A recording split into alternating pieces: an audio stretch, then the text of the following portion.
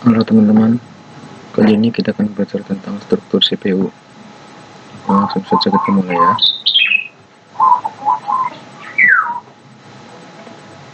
Struktur CPU.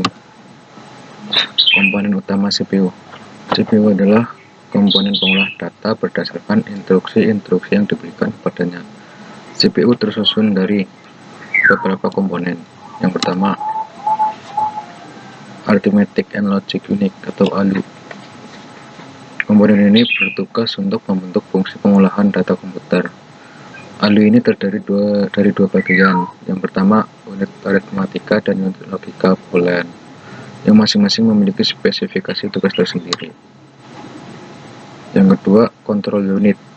Control unit ini bertugas untuk mengontrol operasi CPU secara keseluruhan, mengatur komputer sehingga terjadi sinkronisasi kerja antar komponen dalam menjalankan fungsi-fungsi operasionalnya.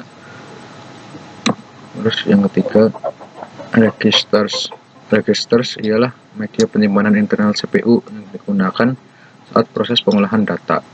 Memori ini sifatnya sementara, bisa digunakan untuk menyimpan data saat diolah ataupun untuk pengolahan selanjutnya.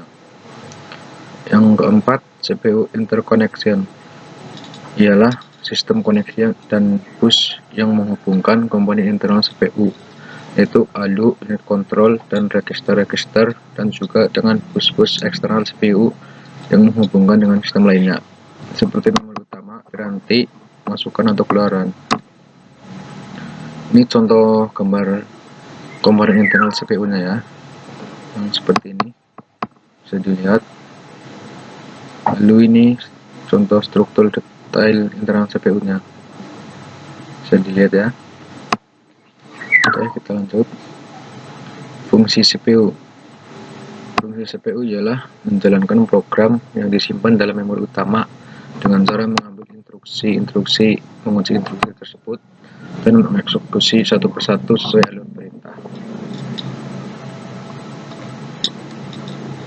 Oke, kita lanjut. A. Siklus fetch atau eksekusi. Pada setiap siklus instruksi, CPU awalnya akan membaca instruksi dari memori. Terdapat register dalam CPU yang berfungsi mengawasi dan menghitung instruksi selanjutnya, yang disebut program counter atau PC. PC akan menambah satu hitungan setiap kali PC membaca instruksi.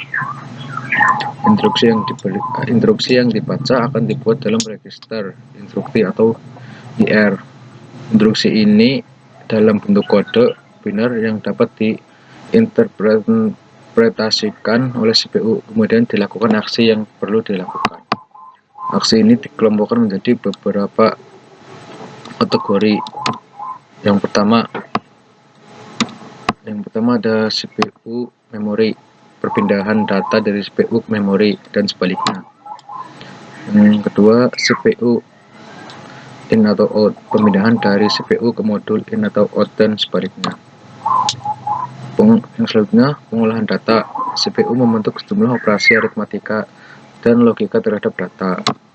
Yang terakhir, kontrol, merupakan instruksi untuk pengontrolan fungsi atau kerja, misalnya instruksi pengubahan urusan eksekusi.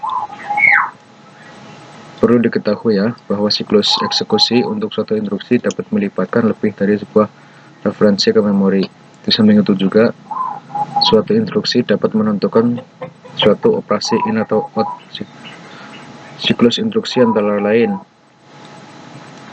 instruksi edge calculation atau EAS yang mengkalkulasi atau menentukan alamat instruksi berikutnya yang akan dieksekusi.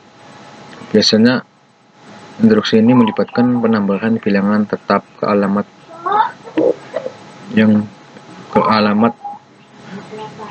instruksi sebelumnya. Misalnya, bila kita setiap instruksi 16 bit, padahal memori memiliki panjang 8 bit, maka tambahkan 2 ke alamat sebelumnya. Sebenarnya instruksi fetch atau WF, yaitu membaca atau mengambil instruksi dari lokasi memori ke CPU. Terus instruksi operation decoding atau IOD, yaitu menganalisa instruksi untuk menentukan jenis operasi yang akan dibentuk dan operan yang akan digunakan. Terus operand address calculation, yaitu menentukan alamat operand. Hal ini dilakukan apabila melibatkan referensi operand pada memori. Selanjutnya, operand fetch atau OF adalah mengambil operand dari memori atau dari modul in atau out. Terus data operation atau DO, yaitu membentuk operasi yang diperintahkan dalam instruksi. Selanjutnya, operand store atau OS, yaitu menyimpan hasil eksekusi ke dalam memori. Nah, ini contoh gambarnya ya. Ada IF, ada OF, ada OS, ada IH, IOD, OTS, DO, dan OTS. Oke, kita lanjut ya. Nah, yang P, fungsi interupsi. Fungsi interupsi adalah mekanisme penghentian atau pengalihan instruksi dalam CPU kepada rutin interupsi. Tujuan interupsi ini secara umum untuk memanajemen pengeksekusian rutin instruksi agar efektif dan efisien antar CPU dan modul-modul in atau out maupun memori. Setiap komponen komputer dapat menjalankan tugasnya secara bersamaan, tapi kendali terletak pada CPU. Samping itu, kecepatan eksekusi masing-masing modul berbeda, sehingga dengan adanya fungsi interupsi ini dapat sebagai sinkronisasi kerja antar modul. Selanjutnya, macam-macam kelas interupsi. Yang pertama, program. Program yaitu interupsi yang dibangkitkan dengan beberapa kondisi yang terjadi pada hasil eksekusi program. Contohnya, aritmatika, overflow, pembagian nol, operasi ilegal. Lalu, timer. Timer adalah interupsi yang dibangkitkan pewaktuan dalam prosesor. Sinyal ini memungkinkan sistem operasi menjalankan fungsi tertentu secara reguler. Lalu, in atau out. Sinyal interupsi yang dibangkitkan oleh modul I atau O sehubungan pemberitahuan kondisi error dan penyelesaian suatu operasi. Lalu, hardware failure adalah interupsi yang dibangkitkan oleh kegagalan daya atau kesalahan variasi memori. Lalu, dengan adanya mekanisme interupsi ini, prosesor dapat digunakan untuk mengeksekusi instruksi-instruksi lain. Saat suatu modul telah selesai menjalankan tugasnya dan siap menerima tugas berikutnya, maka modul ini mengirimkan permintaan interupsi ke prosesor. Kemudian, prosesor akan menghentikan eksekusi yang dijalankan untuk menghandle rutin interupsi.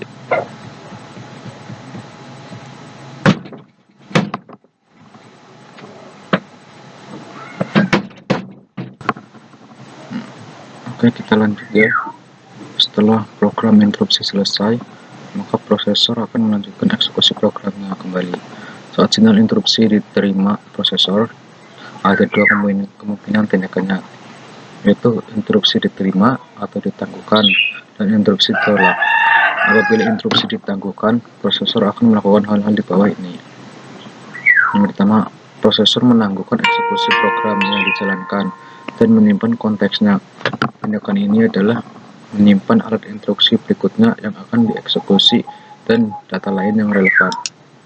Yang kedua, prosesor menyetel program counter PC ke alamat awal rutin interrupt regular.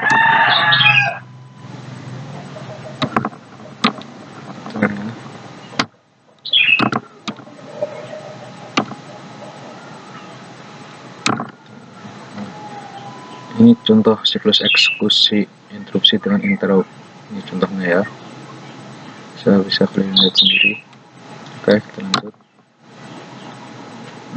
Untuk sistem operasi yang kompleks, sangat dimungkinkan adanya interupsi ganda atau multiple interrupt. Misalnya, suatu komputer akan menerima permintaan interupsi saat proses pencetakan dengan printer selesai. Di samping itu, dimungkinkan dari saluran komunikasi akan mengirimkan permintaan interupsi setiap kali data tiba. Dalam hal ini, prosesor harus menangani interupsi ganda. Dapat diambil dua buah pendekatan untuk menangani interupsi ganda ini. Yang pertama adalah menolak atau tidak mengizinkan interupsi lain saat suatu interupsi ditangani prosesor.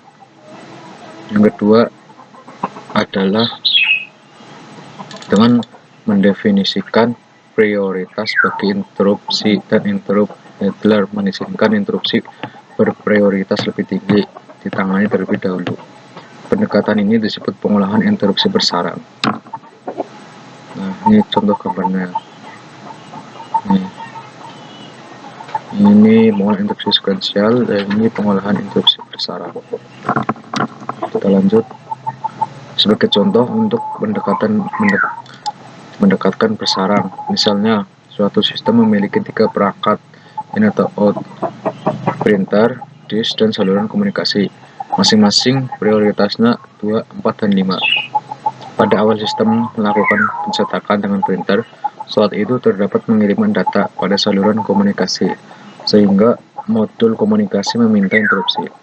Proses selanjutnya adalah pengalihan eksekusi interupsi modul komunikasi, sedangkan interrupt printer ditangguhkan. Saat pengeksekusian modul komunikasi terjadi interupsi disk, namun karena prioritasnya lebih rendah, maka interupsi disk ditangguhkan.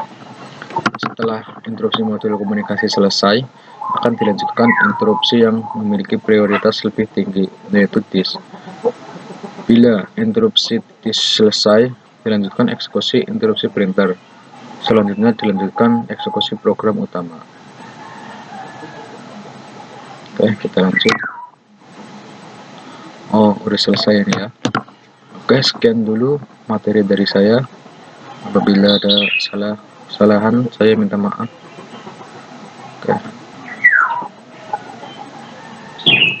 Oke, sampai jumpa lagi.